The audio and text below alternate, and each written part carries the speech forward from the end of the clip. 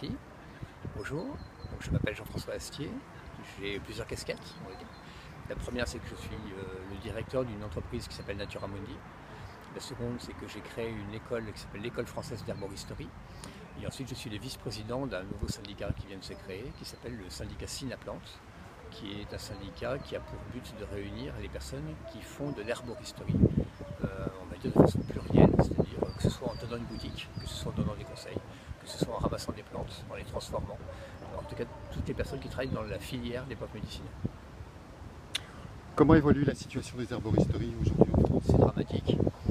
On était 4000 il y a environ 50 ans, on n'est plus qu'une dizaine. Et c'est pas faute d'avoir une demande de la part du public, puisque la demande sur le conseil lié aux produits naturels va grandissant. La compétence n'est plus au rendez-vous. Et donc aujourd'hui, c'est une véritable situation dramatique. On est pourchassé comme si on était des personnes indésirables, alors qu'on fait un travail de fond qui est important. Les gens viennent nous voir et apprécient les conseils qu'on leur donne. On distingue évidemment la personne qui a besoin d'un suivi médical d'une personne qui a besoin d'un conseil de santé.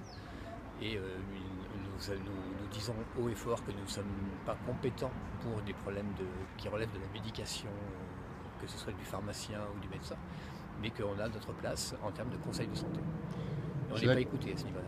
C'est la 4e édition du congrès, un vrai succès? Tout à fait. La première édition s'était tenue déjà à Paris il y a 4 ans. Nous avions réuni 200 personnes, notre grande surprise. On pensait qu'on ne serait que quelques dizaines. Et suite à ça, on a donc décidé de continuer chaque année de faire un congrès. On est au 4e et nous sommes aujourd'hui 600. Avec une volonté d'avancer, donc on marque des points chaque année. Le premier congrès avait mis en évidence que la compétence et la sécurité auprès du consommateur étaient vraiment des mots-clés. On a travaillé sur ces points-là.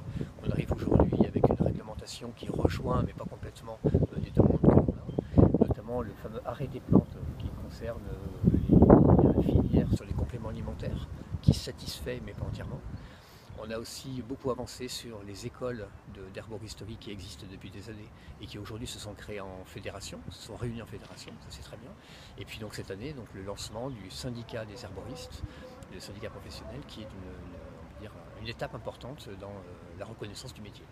La dernière fois qu'on s'était rencontrés à Lyon, il y avait une avancée significative de la législation, une libéralisation de la vente de plantes, avec 40 nouvelles plantes, si mes souvenirs sont bons. Oui, c'est à l'heure complet. On a d'un côté le monde alimentaire qui autorise l'utilisation des plantes dans l'espace alimentaire. À côté de ça, on va voir le monde du médicament qui se dit « Ah mais si une plante que moi je réserve aux médicaments, d'un seul coup se retrouve dans le monde de l'alimentaire libéré, en tout cas d'usage sécurisé, comment est-ce que je peux justifier que cette plante soit à la pharmacopée ?»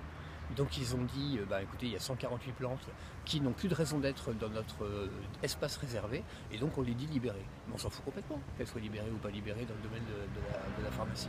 Ce qui est important, c'est qu'aujourd'hui, une personne qui a besoin de se soigner avec des produits naturels puisse le faire avec la première des démarches, qui est l'alimentation. Hippocrate disait que ton aliment soit ton premier remède. Et on n'a toujours pas d'avancée au niveau législatif.